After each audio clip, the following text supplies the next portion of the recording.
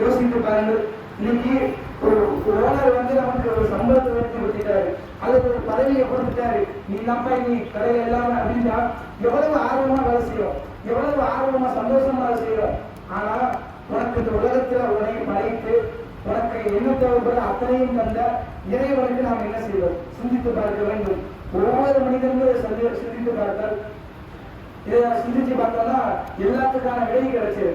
அப்ப மரண சிந்தனையை ஒவ்வொரு நாளும் நம்ம நினைவு வைக்கிறோம். இன்னைக்கு பார்க்கிறோம் பல நபர்கள் சொல்லக்கூடியது, பாய் இந்த போதை பழக்கத்தில் இருக்கிற, ஆனா அந்த போதை விட முடியல, இந்த மாதிரி சிகரெட் அடிக்கிற அந்த இதை விட முடியல, டாக்டர் போய் கேட்டா கொஞ்சம் கொஞ்சமா குறைச்சிருங்களாம், அதெல்லாம் குறைச்சிடலாம், அந்த மெடிசனை போடுன்னு சொல்றாரு. ஒரு நாள் மறந்தக்கூடிய சிந்தனைய ஒரு நாள் நம்ம நினைவுக்கு இந்த உலகத்துல என்ன கொண்டு வந்தோம், என்ன கொண்டு போறோம், இந்த உலகம் நிரந்தரமா, நம்ம நிரந்தரமா, இந்த உலகத்துல செட்டில்மெண்ட்னு போறாங்க. பாய் ஒரு வீடு கட்டிட்டா செட்டில் தான் பாய், பாய் இந்த நம்ம இந்த நிறுவனத்துல வேலை கிடைச்சிச்சுன்னா லைஃப் செட்டில் அப்படின்னு செட்டில் நோக்கி ஓடுறாங்க. இந்த உலகம் நமக்கு செட்டிலா, இந்த உலகம் நமக்கு நிரந்தரமா, நிரந்தரமற்ற உலகத்துக்கு நாம் எவ்வளவு என்ன செய்கிறோம் பாருங்க. நிரந்தரமில்லா உலகத்துக்கு அவ்வளவு சேர்க்கிறோம், அவ்வளவு ஓடுறோம், அவ்வளவு உழைக்கிறோம். ஆனா இந்த நிரந்தரமில்லாத உலகத்திற்கு இவ்வளவு செய்கிறோம். நிரந்தரம் உள்ள ஒரு உலகம் இருக்கிறது மறுமையினால், அதற்கு என்ன செலவழித்தோம்? அந்த விஷயத்தை கேட்டால் பல நபர்கள்ட்ட வந்து பதில வருவது கிடையாது. சிந்தித்து பார்க்க வேண்டும். அல்லாஹ்வின் தூதர் ஒரு முறை வந்து சொல்றாங்க, கோபத்தோடு மக்களே அறிந்து கொள்ளுங்கள், எனக்கு காட்டுகிற சில காட்சிகள் உங்களுக்கு காட்டப்படுமானால், எனக்கு தெரிகிற சில செய்திகள் உங்களுக்கு தெரியுமானால் நீங்கள் குறைவாக தான் சிரிப்பீர்கள், அதிகமாக அழுவீர்கள் தான் அல்லாஹ் சொல்லிட்டு ரசூலா சொல்றாங்க. அப்படி ஒரு வேலை உங்க அனைவருக்கும் அந்த மூச்சா போகக்கூடிய அந்த மரண வேதனை, அந்த சக்கரத்துடைய வேதனை ரசூலாவுக்கு காட்டப்படுமா, அந்த வேலை உங்க அனைவருக்கும் காட்டப்படுமானால் இறந்த ஒரு ஜனாசால ஒரு மையத்தை நீங்க தான் அப்படியே ரோட்ல தூக்கி ஓட ஆரம்பிக்கிறீர்கள். மரண வேதனை என்பது சாதாரண விஷயம் கிடையாது. நம்ம எல்லாம் சும்மா விட மாட்டோம். ஒவ்வொரு நபர்களும் இந்த மரண வேதனைய மனசுல வைத்தாவது ஒரு நல்லதை செய்யறோம், ஒரு நன்மையை செய்யறோம் அப்படிங்கிற அளவுக்கு இருக்க மரண வேதனைலாம் நம்மளால தாங்க முடியாது. உதாரணத்திற்கு சொல்வதாக இருந்தால் உமர் ரலியல்லாஹு இவரை பற்றி ஏராளமான நற்செய்திகள் இருக்கிறது. உமர் ரலியல்லாஹு சில விஷயங்கள்ல அல்லாஹ் ஒரு செய்தியை சொல்லுவான், உமர் ரலியல்லாஹு ஒரு செய்தியை சொல்லுவாங்க. ரசூலுல்லாஹ் சொல்லுவாங்க, உமர் ரலியல்லாஹு அல்லாஹ் பேசுகிறார் சொல்லிட்டு ரசூலுல்லாஹ் சொல்லுவாங்க, உமர் நீங்கள் ஒரு பாதையில வந்த சைத்தான் மறுபாதையை வாழ்ந்து விடுறான். அப்பேற்பட்ட கண்ணியமான சலாபி, அப்பேற்பட்ட கண்ணியமும் மகிமையும் பெற்ற ஒரு சலாபி உமர் ரலியல்லாஹு. ஆனா அவர் இறுதி மரண வேதனை எப்ப இருந்துச்சு, அதனால தாங்க முடியல, கதவுறாரு, ஒய்தி எனக்கு நஷ்டம்தான், ஒரு ஒய்யுடைய உண்மை நீ பெற்றெடுத்த தாயாருக்கு நஷ்டம்தான், இல்லம் நடந்து எப்படி அப்பாச்சல் எல்லாம் இந்த மரண வேதனையிலிருந்து நீ காப்பாற்றவில்லையானால், இந்த மரண வேதனையிலிருந்து நீ பாதுகாப்பவில்லையானால் எனக்கு என் குடும்பத்துக்கு நாசம் தாகிடும், எனக்கு என் தாய்க்கு நாசம் தாகிடும் என்று கதவுகிறார். எப்பேற்பட்ட உண்மை சாதாரண சராபியா, அவ்வளவு கண்ணியம் வைத்து சராபி. ஆனா அவராலேயே மரண வேதனை தாங்க முடியலன்னா அவர்தான் ஏமாற்றணும். அவ்வளவு அற்புதம் செய்கிறோம், அவ்வளவு பொய் பேசுகிறோம், புறம் பேசுகிறோம், அடுத்தவை பற்றி அவ்வளவு இழிவாக பேசுகிறோம், பொருளாதாரத்திற்காக பல நபர்களை மோசடி செய்கிறோம். யோசித்து பாருங்கள். நாமதான் அந்த மரண வேதனை ஏமாற்றணும். ஒவ்வொரு மனிதனுக்கும் மரண வேதனை இருக்கிறது, சக்கரத்துடைய வேதனை இருக்குது, அது நம்மளுக்கு தாங்க முடியாது. அவ்வளவு பெரிய வேதனை நம்ம நினைக்கிறோம். ஈஸியா 10,000 ஒரு விபத்தாக வச்சுருவீங்க, ஈஸியா சொல்லிடுவாங்க. பாய் லாரி வந்துச்சு, ஆள் உள்ள போயிட்டாரு, ஆள் அப்போஸ் பார்த்து விட்டு 20 நிமிஷத்துலேயே பார்த்து விட்டு அப்படின்னு தான் சொல்லுவாங்க. பாய் மூச்சு மேல அவ்வளோ முழுக்க போயிட்டாரு, அதெல்லாம் நம்ம நினைப்போம். ஆனா அல்லாவுடைய எல்லாம் சொல்றோம், அந்த மனிதனுடைய அந்த மரண தருவாயில அந்த சக்கரக்கூடிய வேலையில அவன் பார்வை அப்படியே அங்கங்க அலங்கடுவான், பார்வை அப்படியே கேட்குமா, அவனுடைய உள்ளமெல்லாம் கொதிக்கிற பாத்திரம் தண்ணியை வச்சு கொதிக்கல, அப்பேற்பட்ட பாத்திரத்தை போன்ற சத்தம் ஏற்படுமா, அவனுடைய தோள்கள் எல்லாம் சிலிர்த்து போய் நிற்கணுமா. அதுதான் சக்கராத்துடைய வேதனை. நம்மளால தாங்க முடியாது அப்பேற்பட்ட வேதனை. நம்ம ஈஸியா சொல்லிடுவோம் மூத்தா போயிட்டாருன்னு, ஆனா அவர் இந்த வேதனையெல்லாம் அனுபவிச்சுட்டு தான் மூத்தா போயிருப்பார். அப்ப மரண வேதனை என்பது ஒரு நபர் இந்த மரண வேதனை பொருளுக்கு இப்படி ஒரு நாள் நம்ம இன்னைக்கு மரண மூத்தா போயிருந்தா அதெல்லாம் தப்பாவே நினைக்கிறோம். நான் காலையில வந்து ஒரு சண்டை போடுறாங்க, நீங்க வீட்டுல மாதிரி சொல்லுவோம், அப்புறம் இந்த நாள் ஒரே கட்சியா இருக்கு, போய் பேசாம செத்துருவாங்க அப்படின்னு ஒரு வார்த்தை சொல்லிட்டாங்கன்னா பெற்றோர் அப்படியே ஒரு மாதிரி ஆயிடுவாங்க. இன்னும் காலையில இன்ஜெக்ஷன் காலமா என் பிள்ளை மூத்தா போயிடும்னு சொல்றாங்க, இறந்துருவீங்க சொல்றாங்க, இப்பெல்லாம் சொல்லக்கூடாதுப்பா. இதெல்லாம் தப்புப்பா அப்படின்னு சொல்லுவாங்க. ஆனா உண்மையிலே மரண வேதனை எப்படி இருக்கு தெரியுமா? உண்மையிலே மொத்தா போயிட்டா ஒரு தாயால தாங்க முடியாது. நான் பெற்றெடுத்த மகன் மொத்தா போயிட்டாலும் தாய் நீங்க பல நபர்களை பார்க்கலாம்.